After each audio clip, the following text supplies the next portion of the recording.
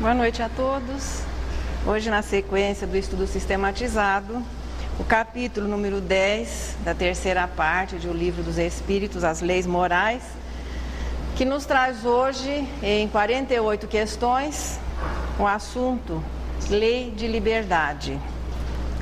Sempre aquela recomendação da importância do estudo prévio, porque isso vai facilitar o desenvolvimento, o decorrer do nosso estudo aqui em conjunto, e vamos nos considerando assim como relator desse trabalho.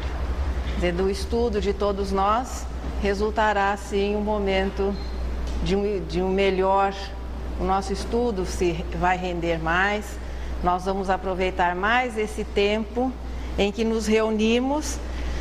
Vamos partir do princípio que estamos revendo a lição, o capítulo que foi visto durante a semana. O tema, naturalmente, a lei de liberdade, à luz da doutrina espírita, ou o quanto nos é possível ser livres, já que a liberdade é um dos anseios naturais do espírito. A liberdade é aquilo que todos nós buscamos e que muitas vezes, inicialmente, confundimos liberdade como um desrespeito ou um desconhecimento total ante as leis. O que nós vamos ver ao final é que é bem diferente o conceito real de liberdade. Nós nunca poderemos ser livres enquanto não nos ajustarmos ao cumprimento das leis, sejam elas as leis humanas e, no caso aqui, as leis divinas. Os temas desenvolvidos, os subtemas, é a liberdade natural, liberdade de pensamento, liberdade de consciência, escravidão, livre-arbítrio, fatalidade. Acreditamos que todos temas de muito interesse para todos nós. Fatalidade é alguma coisa que é muito explorada quando a situação se torna difícil, quando o momento é trágico. Alguém sempre diz, mas foi uma fatalidade. Então nós vamos ver o que é que a doutrina espírita nos diz a respeito do assunto. Da mesma maneira, a escravidão, que tem sido um dos recursos utilizados dos homens, pelos homens, para tolher a liberdade do próximo. Falsos conceitos de superioridade e, naturalmente, decorrentes do quê? Do mau uso da força, da inteligência, do poder econômico, do poder bélico. Sempre alguma coisa que confere superioridade a alguém e, a partir daí, é utilizada para tolher, para escravizar, para desrespeitar os direitos daqueles que não detêm no momento um poder ou uma força semelhante. Tudo isso tem sido utilizado para que o homem escravize o próprio homem. Não estamos tratando aqui apenas do processo ocorrido aqui no Brasil, mas a escravidão compreendida como a sujeição do homem pelo homem. Alguém explorando a fraqueza do próximo, utilizando-se da sua superioridade para explorar ou constranger aquele que no momento não é tão bem aquinhoado. A liberdade, tanto se sente ser a liberdade uma lei, um sentimento assim natural, que mesmo aqueles que se utilizam da sua superioridade para escravizar os outros, buscam preservar a sua liberdade. Então, muitas vezes, nós nos sentimos com tendências a tirar a liberdade do próximo, mas ninguém gosta de ter a sua liberdade constrangida, a sua liberdade tolhida. Até quando nós poderemos viver ou poderemos ver a repetição de quadros em que alguém tolhe a liberdade do outro?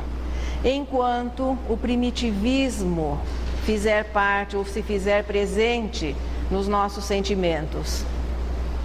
À medida que o homem vai desenvolvendo o seu potencial moral, o respeito vai passando a ser uma situação natural. Respeitar o direito do próximo e em condições de superioridade, procurar auxiliar o crescimento do próximo, passa a ser o quadro geral da sociedade. Mas, enquanto esse desenvolvimento moral não acontece, muitas vezes estaremos nos surpreendendo com quadros que até pareciam abolidos da realidade do planeta. Enquanto o primitivismo se fizer presente entre nós correremos o risco de muitas vezes termos tolhida a nossa liberdade. Poderemos, apesar de tudo isso, ser livres? Existe uma situação em que a liberdade pode se apresentar, podemos dizer, de maneira quase que absoluta. Nós podemos ter tolhido os nossos movimentos, podemos estar assim completamente sujeitos a uma força superior à nossa, que tolha qualquer expressão de liberdade física, mas ninguém pode tolher a liberdade do pensamento. A liberdade em pensar é sempre preservada, é um processo que foi desenvolvido, que foi batalhado pelo princípio inteligente, dominando o mecanismo do pensar. Depois ele começa a ajustar o seu pensamento às leis divinas. Portanto, no pensamento, é o que nos diz a resposta 893, pode-se gozar de ilimitada liberdade em pensar. Outros não podem deter o nosso pensamento. Mas um detalhezinho. Parece que hoje nós estamos começando a compreender a liberdade no respeito às leis. Então, respeitando-se exteriormente as leis, nós poderíamos gozar de liberdade física. E com relação ao pensamento, nós podemos pensar o que quisermos? Podemos. Esse direito nos é garantido. Mas, diante de Deus e diante das leis, nós somos responsáveis não só por aquilo que falamos, pelos atos que cometemos, mas também por aquilo que pensamos. O pensamento, portanto, ele existe, ele é real. São vibrações eletromagnéticas que, sob circunstâncias especiais, podem até interferir na matéria, transmissível pelo fluido cósmico universal. O que caracteriza a nossa faixa como expiações e provas é essa responsabilidade, inicialmente pelos nossos atos, pelas nossas palavras, e agora responsáveis pelos nossos pensamentos. Isso nos colocou na situação de espíritos em expiação e provas. Portanto, antes de nós causarmos mal a outra pessoa por um pensamento infeliz, nós estaremos nos prejudicando em primeiro lugar. Por isso que as expressões mais íntimas do pensamento também se aplica àquela síntese que Jesus nos deixou como expressão máxima do cristianismo: o amor a Deus e o amor ao próximo, não se fazendo aos outros aquilo que nós não queremos que nos seja feito. Ninguém gosta que os outros pensem mal de nós. Aliás, é alguma coisa que às vezes nós nos surpreendemos. Muitas vezes nós até comentamos alguma coisa assim não muito boa de outras pessoas, mas nos surpreendemos e ficamos assim muito aborrecidos quando sabemos que alguém fala alguma coisa desagradável da nossa pessoa. Com o pensamento não é diferente. Da mesma maneira que nós podemos pensar de maneira desagradável dos outros, os outros também podem.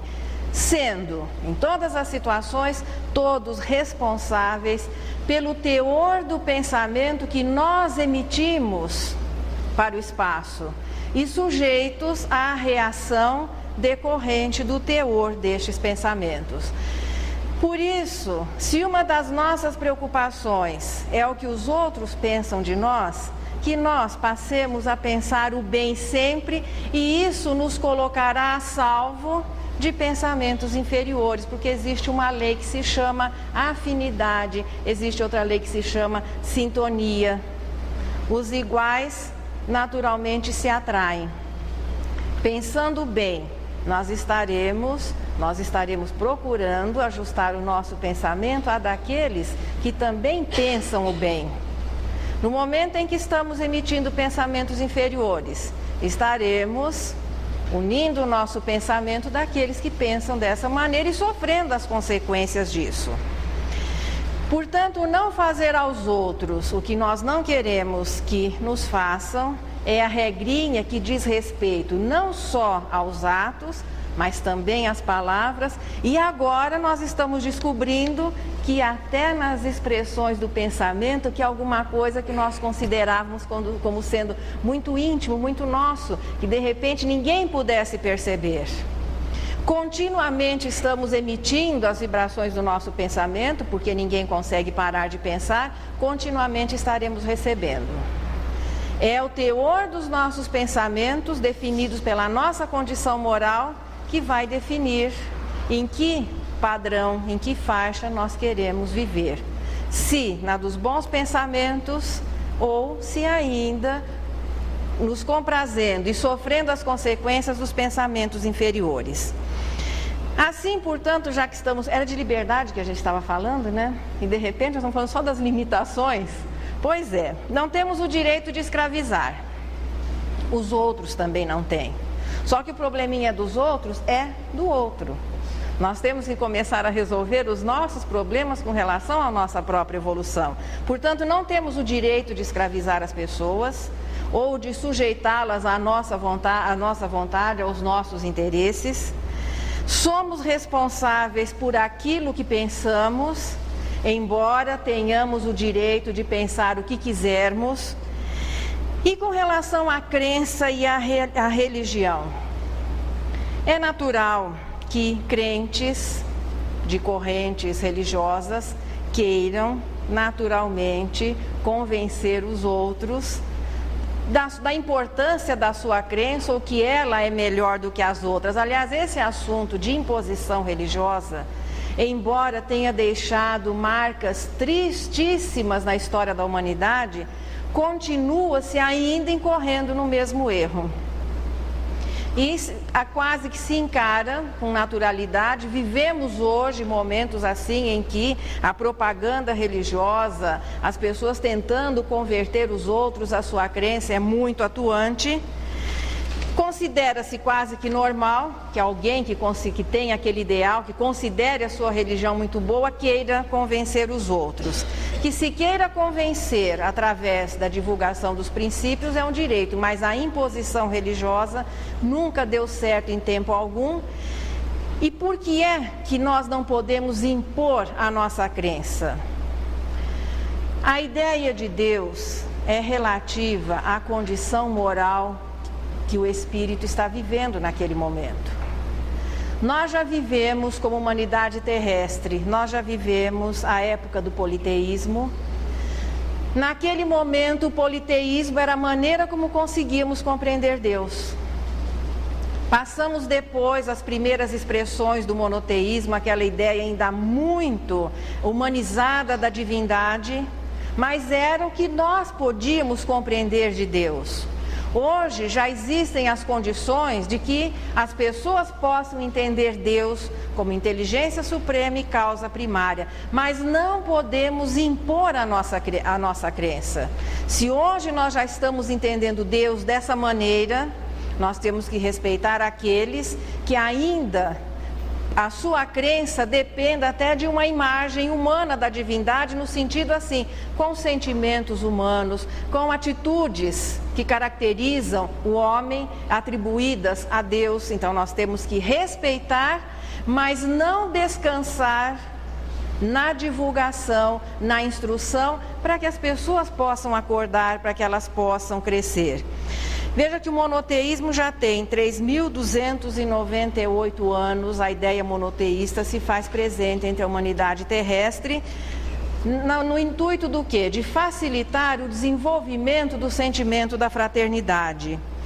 Se considerarmos o trabalho de Abraão, fazendo o lançamento da ideia que Moisés viria a oficializar, nós já temos, aqui para colar, 4.998 anos. Passamos de uma ideia imprecisa de Deus, à época do primitivismo, depois mais lógica e raciocinada, até que se chegue um dia Há aquele momento em como Jesus classificava Deus.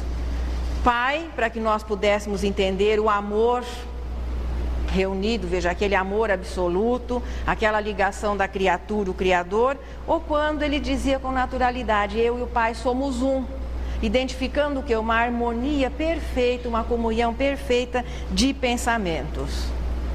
A imposição religiosa, portanto, não se justifica, não temos o direito de impor a nossa crença, porque crença é um problema de consciência.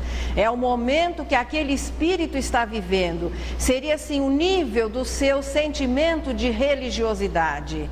Então existe um dever de instruir, mas não temos o direito de impor. Temos, portanto, que respeitar a crença das pessoas, como gostamos de ver a nossa crença respeitada. Na resposta 840, os espíritos dizem que a crença íntima é inacessível, convicção não se impõe. O papel da religião é revelar e instruir o homem acerca das coisas divinas, mas deixá-lo livre para crer ou não, para aceitar ou não.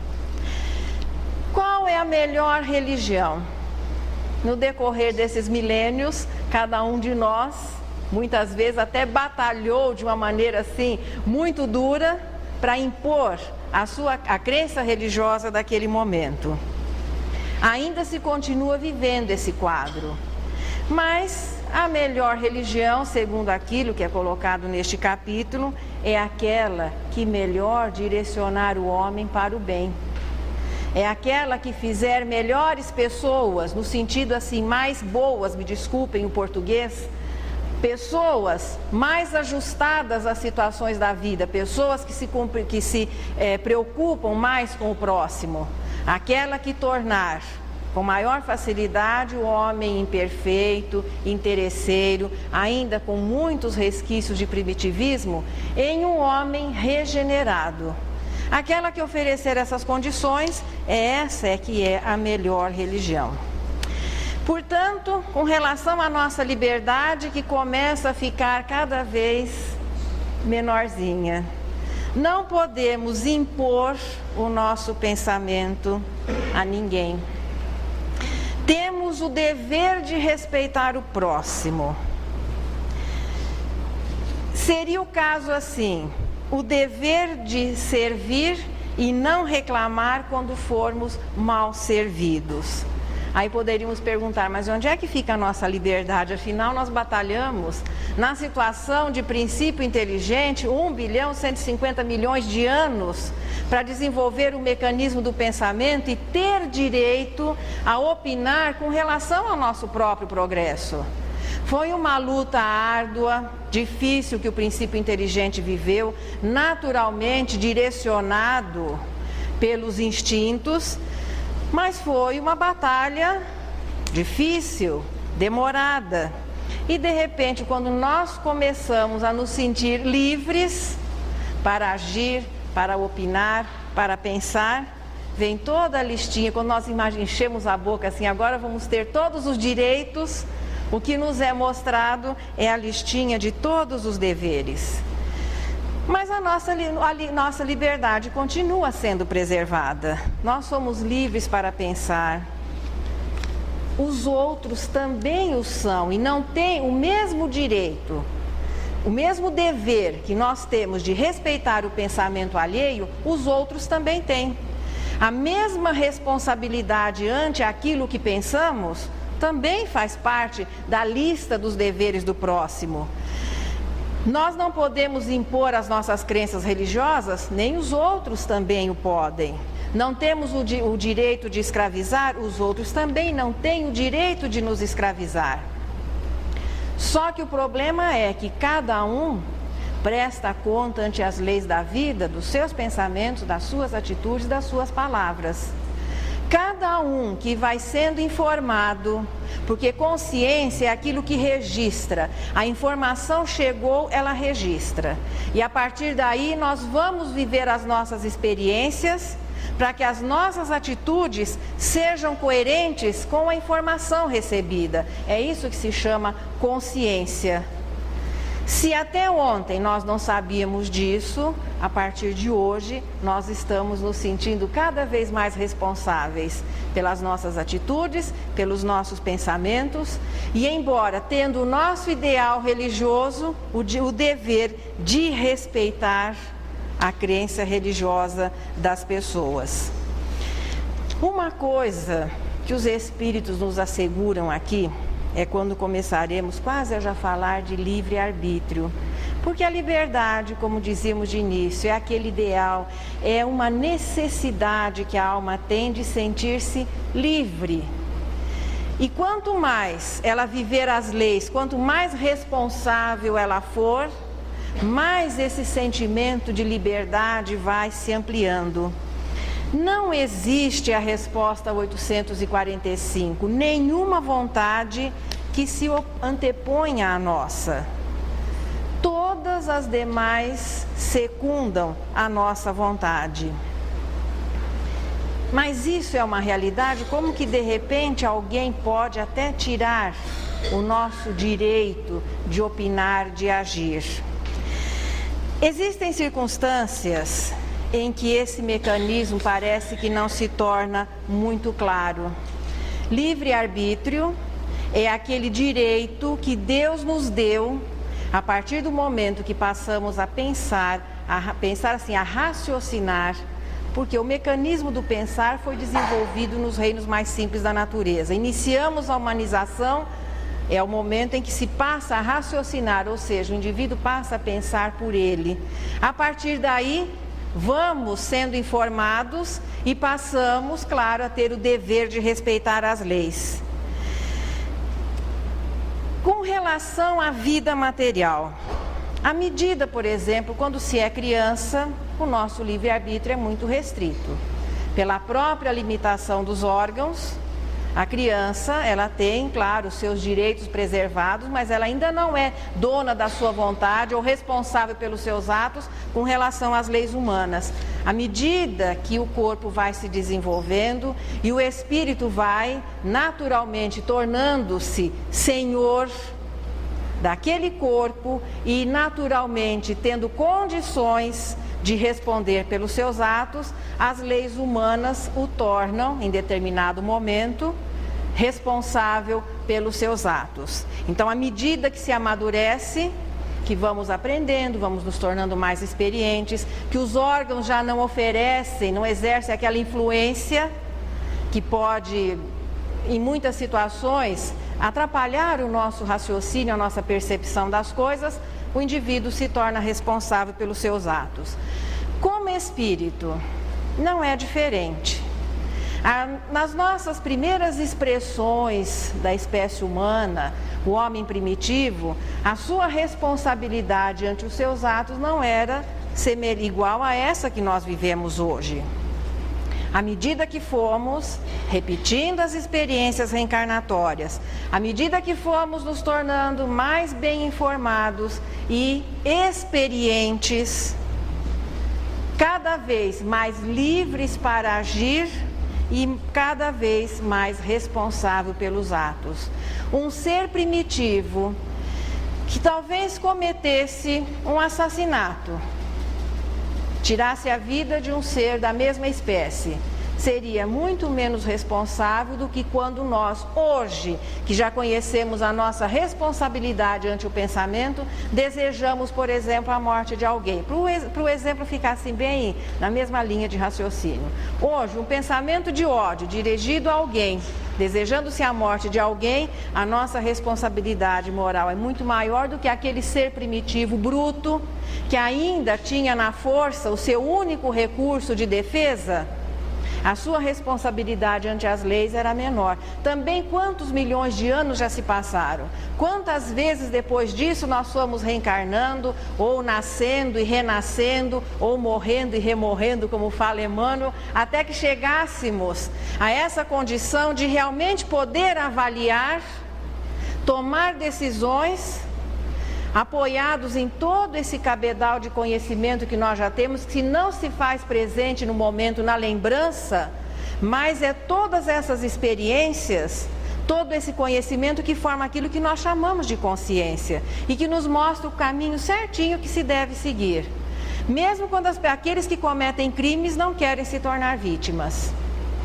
Então é só aplicar ao outro aquilo que nós queremos para nós.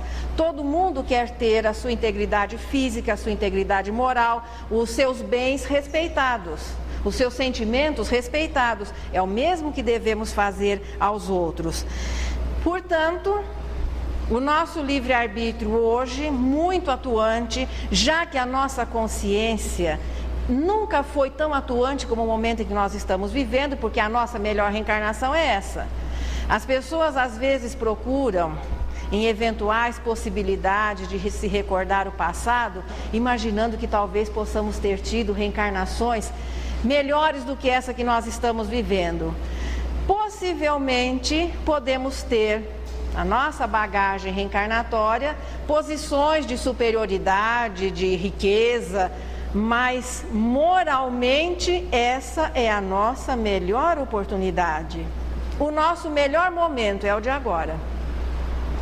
Das decisões, do uso do livre-arbítrio, no nosso momento agora, pode-se definir a continuidade da nossa existência e é aqui que nós estaremos definindo a nossa existência futura. Por isso, quanto mais informado, quanto mais experiente, quanto mais vivido o espírito, mais e mais responsável pelos atos ele vai se tornando. Eu sempre me lembro de uma oportunidade que nós fazíamos este estudo. Um rapaz então perguntou, mas então nós não temos liberdade para nada? Como é que fica a nossa liberdade? Aí nós temos total e plena liberdade para cumprir o nosso dever. Nós temos total e plena liberdade para respeitar a liberdade do próximo. E é exatamente isso que nós queremos, que os outros também respeitem os nossos direitos e a nossa liberdade. Então existe a lei de liberdade, se faz presente sim. No momento em que o espírito, veja, inicia o seu processo evolutivo, já na situação de espírito, pelo que ele vai vivendo, pelo que ele vai aprendendo, ele vai se sentindo e vivendo cada vez mais a responsabilidade ante os atos. Há, portanto, uma liberdade, veja, um direito natural à liberdade nas expressões materiais, garantido inclusive pelo respeito às leis, e um direito à liberdade no sentido moral, que é o respeito, claro, ao próximo. Mas existem situações em que, apesar de todo esse conhecimento, de a gente até acabar se convencendo que nós somos livres, que a liberdade é uma realidade, em que nos sentimos prejudicados. Quantas vezes vemos os nossos sonhos destruídos, por exemplo, por uma enchente? Quantas vezes as pessoas veem os seus sonhos destruídos, tanto aqueles que permanecem como aquele que parte, na história das balas perdidas. Eu não sei porquê, mas a bala perdida sempre parece que acha um lugar errado para chegar. Até na localização do corpo, o indivíduo é grande, assim ela vai ficar lá na medulinha, lá no cantinho da espinha, prejudicando depois. Tinha tanto lugar, já que estava perdida, não, parece que ela encontra um caminho certo. As balas perdidas acabam sempre encontrando o lugar certo, no sentido assim, fazia parte do planejamento reencarnatório de alguém passar por aquela situação. O que não dá o direito de alguém irresponsavelmente sair por aí atirando. Nós não precisamos que os outros se comprometam para que o nosso planejamento reencarnatório se cumpra. Isso é que às vezes fica meio difícil de ser compreendido. Para que nós resolvamos os nossos problemas evolutivos, para que nós saldemos os nossos débitos, então é necessário que alguém no seu planejamento escolha ser um assassino, ser alguém desonesto? De maneira nenhuma. Não existe planejamento no sentido negativo. Ninguém planeja vir ser desonesto, não se oficializa a criminalidade. Os espíritos planejam, ou aqueles que não têm condições de participar do seu planejamento, existem os responsáveis por isso, é sempre no sentido positivo. A reencarnação exista para que o indivíduo progrida intelectual e moralmente. E os erros? Bom, nós estamos vivendo, compondo uma humanidade de expiação e provas. A maioria de nós, no decorrer desses milênios, nem sempre conseguiu realizar tudo aquilo que havia planejado antes da reencarnação. Quando nós estudávamos o retorno à vida corporal, o planejamento reencarnatório, a avaliação que é feita considerando-se os débitos, os méritos, o que se espera da próxima reencarnação, tudo isso é muito bem organizado, é muito bem trabalhado, é muito bem planejado. Só que a realização depende do uso do livre-arbítrio, da nossa vontade, que é um direito garantido por Deus, porque foi um direito que nós conquistamos. Podemos usá-lo, claro, para cumprir a nossa proposta, podemos usá-lo para não cumprir nada daquilo a que nos havíamos proposto e ainda mais, até para nos comprometermos um pouco mais para a próxima existência. E a fatalidade? A fatalidade são os problemas que nós vamos criando na nossa estrada e que depois vamos nos defrontar com eles, fazendo parte, sim, do nosso planejamento futuro. Somos nós que escolhemos as nossas provas. De ordem geral, as pessoas vêm com aquele planejamento e um desencarne coletivo, porque fazia parte da sua necessidade. Determinados acontecimentos, alguma coisa, por exemplo, erro médico. Claro que aqueles que trabalham na saúde, que os profissionais dessa área têm o dever de fazer o melhor. Mas ocorrem situações em que, mesmo se tentando fazer o melhor, se comete um erro. E aquela pessoa que foi a vítima, seria uma vítima inocente? Não. Estava sujeita a passar por aquilo, que não exime o profissional da responsabilidade de cumprir bem o seu papel. E se o erro médico ocorreu por uma irresponsabilidade do profissional, a cada um segundo as suas obras, pode ser que numa próxima existência ele esteja lá na situação de sofrer um erro, na situação do quê? De receber aquilo que nós chamamos assim de fatalidade. Fatalidades são os acontecimentos que escapam, veja, ao nosso controle. Alguém que entre em um carro alcoolizado e depois termine se envolvendo num acidente, não podemos chamar de fatalidade. Mas a partir do momento que nós estamos aí no trânsito, nós estamos sujeitos. Quem serão as possíveis vítimas? Aqueles que já têm no seu plano de vida um desencarne, por exemplo, traumático, mas não haveria necessidade que outra pessoa se envolvesse. Parece que fica meio complicado, mas deu para entender esse mecanismo? Para que o nosso plano de vida se cumpra, inclusive os acontecimentos que nos prejudicam, ninguém precisa se comprometer. Eles naturalmente aconteceriam. Talvez o exemplo fique mais claro num flagelo natural que aconteça. As pessoas muitas vezes perdem a vida, outros perdem os seus bens, aí você diz assim, fatalidade. O vulcão não está no lugar para atingir as pessoas, ou o terremoto não vai acontecer para atingir as pessoas, mas aquelas que deverão sofrer, passar por esse problema, naturalmente estarão ali na hora em que aquele fato natural acontecer. A fatalidade, portanto, são os acontecimentos do nosso planejamento que neste momento parecem contrariar o nosso livre-arbítrio, mas o nosso livre-arbítrio existiu na hora em que entendemos que deveríamos passar por aquelas situações exatamente pelos problemas de débitos anteriores. Não existe, veja, a fatalidade se aplica às coisas da vida material. Não existe fatalidade de ordem moral. Todo o planejamento do espírito, a sua proposta, quando vem a reencarnação, consciente ou inconscientemente, muitos reencarnam ainda sem terem muita noção do que é que eles vão realizar, mas não existe planejamento para que o indivíduo seja alguém que com seus atos vá perturbar, interferir ou tolher a liberdade do próximo. E isso acontece em função do quê? Das nossas imperfeições. Não há arrastamento oficializado para o mal. As nossas imperfeições é que fazem com que, muitas vezes, essa tendência para as coisas inferiores se manifeste. O arrastamento para o mal é decorrência, portanto, da nossa ainda ignorância com relação ao bem. Se pudéssemos determinar ou caracterizar algum acontecimento como fatal, é aquilo que os espíritos disseram. Fatal é o momento do nascimento e o momento do desencarne. A maneira como isso vai se realizar muitas vezes pode até ser modificada, pode ser até amenizada. Espírito imperfeito já sabe que tem que reencarnar. Então, ninguém reencarna no lugar errado.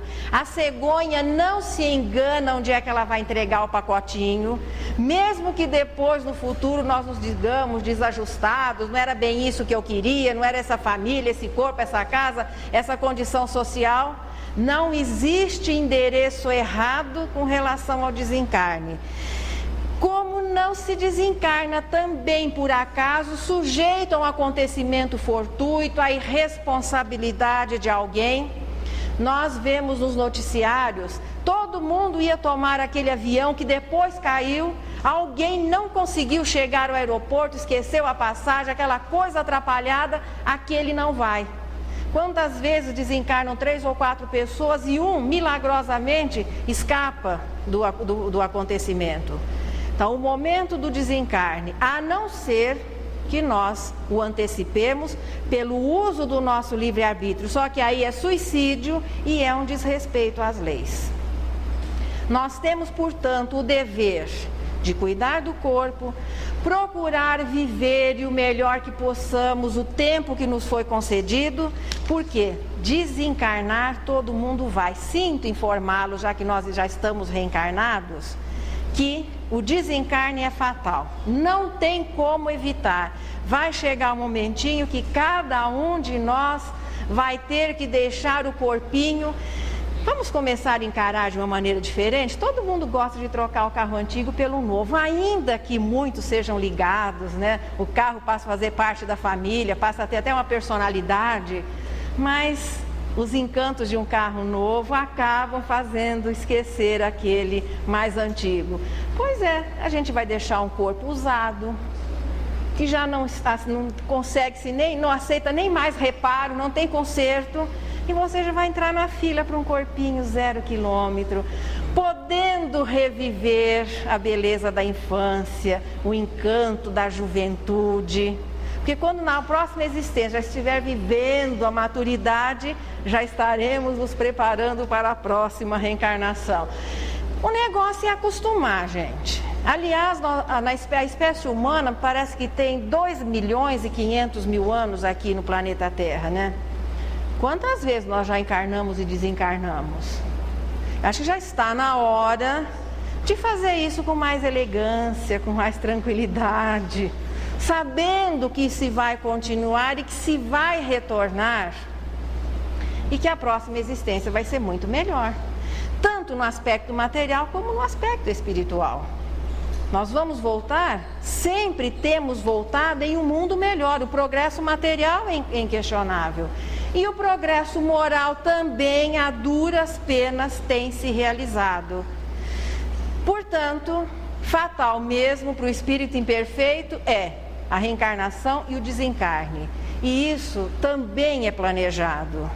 Só reforçando, ninguém reencarna no lugar errado e ninguém desencarna fora do seu momento, a não ser que antecipe o seu desencarne. Essa situação toda de liberdade, livre-arbítrio, direitos, deveres, aquela ideia de liberdade acabou se tornando assim tanto ou quanto menor, porque a maioria de nós confunde liberdade com irresponsabilidade, com desrespeito. Sentir-se livre não é sair por aí desrespeitando as leis. Livre com relação às leis humanas é aquele que naturalmente respeita as leis por saber que o que de melhor uma sociedade ou uma época tem são as leis, que fazem com que haja um relacionamento mais civilizado entre as pessoas. Mas será que se a gente conhecesse, por exemplo, o nosso futuro, não seria mais fácil? Se nós soubéssemos quais vão ser os acontecimentos do futuro, e olha que o que tem de gente que busca pessoas que se apresentam como portadoras de um poder que permite descobrir o nosso futuro, porque o pessoal acaba faturando, decorrente do quê? Da nossa ansiedade de saber o futuro. É bom começar a ter um raciocínio assim, um pouquinho mais lógico. Se fosse para que nós tivéssemos conhecimento do nosso futuro, por que é que os outros seriam informados e nós não? Se o melhor para nós fosse saber do nosso planejamento, com certeza todo mundo nasceria com a listinha na palma das mãos.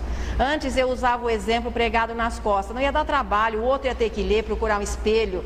Então a melhor coisa, você vinha já com o seu planejamento impresso na palma das mãos, e você olhava e sabia o que devia fazer, o que não devia fazer, com quem ia casar, qual a profissão a seguir, quais as suas responsabilidades, a doença que ia ter.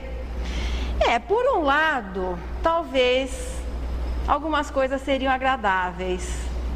Mas se você tivesse que desencarnar logo depois de formado, será que a gente iria para a faculdade, aquela luta?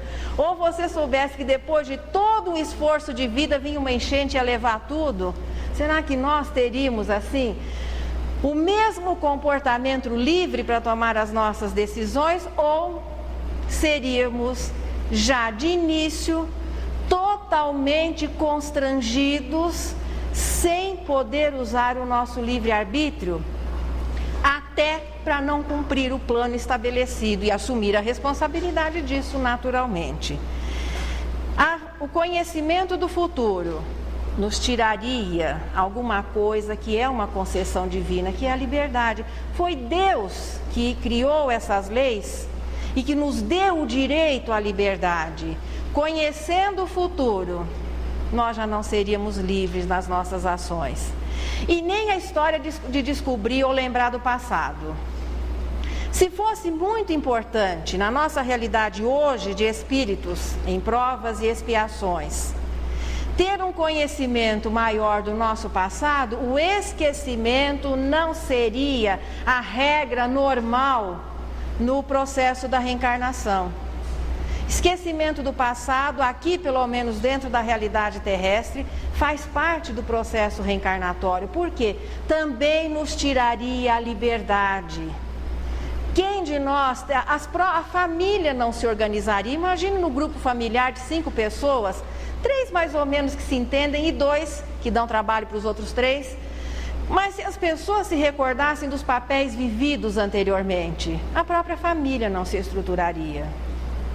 Nós não seríamos livres para tomar as nossas decisões. Por isso, o esquecimento do passado e o desconhecimento do futuro garantem aquilo de que nós estamos tratando, a liberdade. Deus nos oferece todas as condições para que possamos realizar aquilo que de melhor se espera em cada reencarnação. Apaga da lembrança todos os acontecimentos do passado, apaga também da nossa lembrança, porque em situações normais o espírito sabe tudo, os acontecimentos principais são planejados, mas apaga-se isso da memória e nos deixa o quê? Livres para o privilégio da realização. Mas isso não ofereceria assim possibilidade de uma maior margem de erros? Não. Ninguém erra quando faz o bem, ninguém erra quando respeita o próximo, ninguém erra quando ama o próximo. É muito simples cumprir o nosso planejamento. é sempre oferecer aos outros aquilo que nós gostaríamos que nos fosse feito. A partir daí, o nosso direito à liberdade cada vez fica mais garantido. Conferindo só a nossa liberdade, livres e responsáveis para pensar. Todo mundo pode continuar pensando o que quiser, do jeito que quiser, a hora e a maneira que quiser. Só que é bom lembrar que somos responsáveis por todas as ondas mentais que emitirmos no espaço.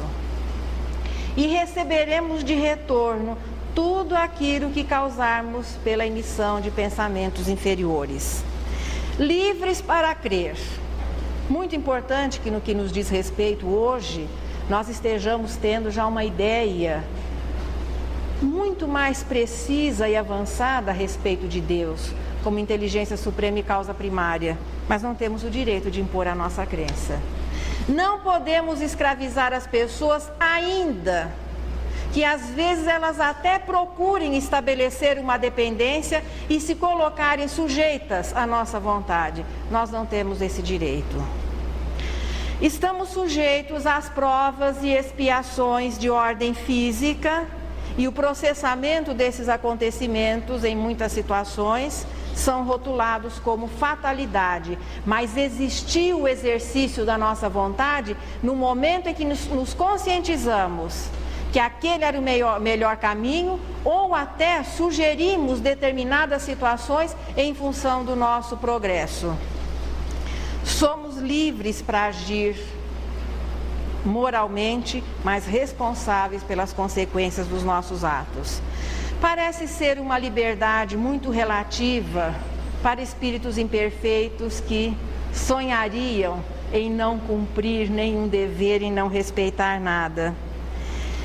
Isso seria impossível numa vida de relação, considerando-se a liberdade no aspecto físico. Onde é que nós poderíamos gozar de uma liberdade maior? Botar o nosso rádio na altura que nós quiséssemos, comer a hora que quiséssemos, andar vestidos ou despidos, só se o indivíduo morar sozinho num deserto. Veja, a liberdade física nós podemos usufruir desde que não perturbemos os outros, mas continuaremos, mesmo nessa situação, responsáveis pelos nossos pensamentos. Quer dizer, que liberdade absoluta nós só vamos alcançar quando, com naturalidade, respeitarmos as leis divinas, as leis de Deus. Quando este respeito não significar um peso para nós. Por que é que nós colocamos apenas as leis divinas? Porque aquele que respeita as leis divinas naturalmente viverá qualquer código, ele não será um problema para a sociedade em tempo algum. Nem sempre aquele que já respeita as leis humanas estará exatamente respeitando as leis divinas, porque nem todas as leis humanas estão de acordo com as leis divinas. Portanto, livre é aquele que vive com naturalidade, sem que isso se constitua em um peso ou tolha as suas expressões, os seus anseios de liberdade. É aquele que vive o amor a Deus e o amor ao próximo, e quanto mais isso for vivido com naturalidade, mais livres nós estaremos nos sentindo. A lei de liberdade fica ligada a uma palavrinha muito simples que até dá uma rima perfeita. Liberdade rima muito bem com responsabilidade. Fica até uma sugestão para os poetas, rima perfeita. Responsáveis, isso significa que seremos livres. O que a gente não pede, parece que vem nos procurar e nos perturbar, eu só poderia trazer. E tem sempre alguém que pede, a gente não pode sempre repetir a mesma poesia, mas hoje eu agradeço o Senhor de Maria Dolores, vem bem ao encontro daquilo que nós estudamos juntos. Agradecer ao sim que a vida nos oferece, isso é um dever primário. O que Maria Dolores procura nos lembrar aqui é como agradecer quando nos sentirmos recebendo um não. Agradeço, Senhor, quando me dizes não. As súplicas indébitas que faço através da oração. Muitas daquelas dádivas que peço, estima, concessão, posse, prazer, em meu caso talvez fossem espinhos na senda que me deste a percorrer. De outras vezes, imploro-te favores. Entre lamentação, choro, barulho, mero capricho, simples algazarra que me escapa do orgulho. Existem privilégios que desejo, reclamando-te o sim, que se me florescessem na existência, seriam desvantagens contra mim. Em muitas circunstâncias rogo afeto, sem achar companhia em qualquer parte, quando me dás a solidão por guia, que me inspire a buscar-te.